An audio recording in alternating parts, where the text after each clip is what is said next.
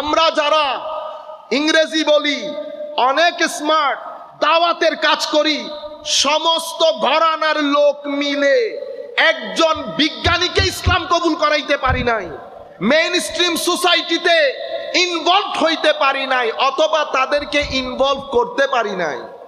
কিন্তু এই ব্যক্তি শ্রীলঙ্কা থেকে গিয়ে সামান্য 10 টাকার একটা গেঞ্জি, 50 টাকার একটা লুঙ্গি, শেষ বয়স পর্যন্ত ওইটাই পড়েছেন। কিন্তু শত শত বিজ্ঞানী, লয়ার বসে বক্তব্য শুনেছে। আমেরিকার বাবা মহিউদ্দিন, আমি এখনো পর্যন্ত আমার মাথা কাজ করে নাই, এখনো করছে না, কোনো জ্ঞান গরিমা জানে না। কিন্তু আমেরিকার মধ্যে main stream society, doctor, engineer, lawyer, philosopher, শতে শতে হাজারে হাজারে লোক ইসলাম কবুল করেছে। বাট মহিউদ্দিন বাবা ইংরেজি বলতে জানে না। এটা কি ধরনের কানেকশন, কি ধরনের কমিউনিকেশন? এক ব্যক্তি চেয়ারের মধ্যে বসে অনবরত শ্রীলঙ্কান পাহাড়ি ভাষায় কথা বলছে, আরেক মহিলা পাশে বসে ইংরেজিতে ট্রান্সলেট করে দিচ্ছে, আবার ট্রান্সলেশনের মধ্যে ভুল হলে উনি আবার শুদ্ধ করে দিচ্ছে।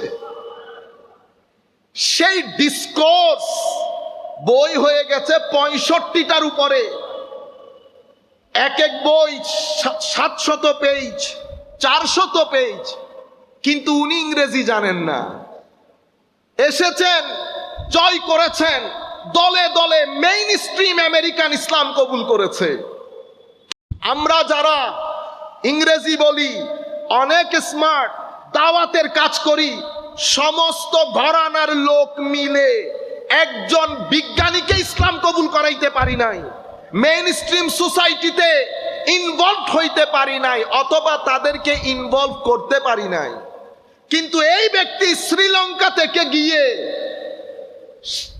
সামান্য 10 টাকার একটা গেঞ্জি, 50 টাকার একটা লুঙ্গি, শেষ বয়স পর্যন্ত ওইটাই পড়েছেন।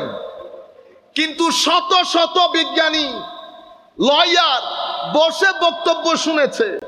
আমি এক মহিলাকে জিজ্ঞেস করেছি, 85 বছর বয়স, আম্মা আপনি ওনার কথা কার কাছে শুনেছেন? আমার বন্ধুর কাছে।